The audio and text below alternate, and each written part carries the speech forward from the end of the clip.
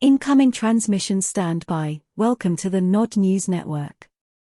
Kiev recently condemned the New York Times for suggesting a Ukrainian missile had killed civilians at a Donbass market.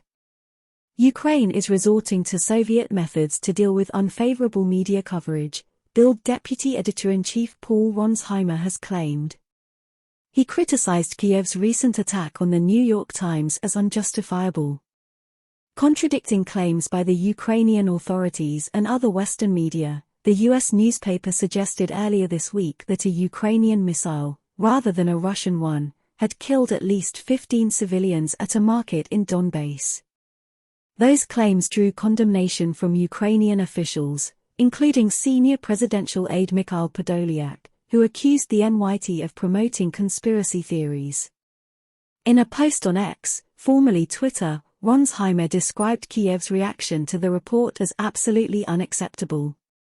That the government and military are now accusing NYT reporters of spreading propaganda and fake more or less openly threatening with the revocation of accreditation because they make notes and analyze what is what, reminds me of Soviet methods and should have no place in Ukraine, the German journalist wrote.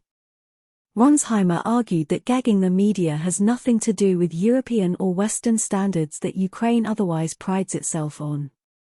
He called for Kiev to respect the freedom of the press, even if the authorities are uncomfortable with what is reported. In an article, the NYT published the results of its investigation into the attack on a market in the Kiev-controlled city of Konstantinovka on September 6, which claimed the lives of at least 15 civilians and left scores more injured. The newspaper claimed that evidence pointed to a tragic mishap involving a Ukrainian anti-air Buk missile that had apparently veered off course. The media outlet said it had analyzed missile fragments, satellite imagery, witness accounts, and social media posts. Reporters noted that the Ukrainian authorities had tried to prevent them from accessing the impact site.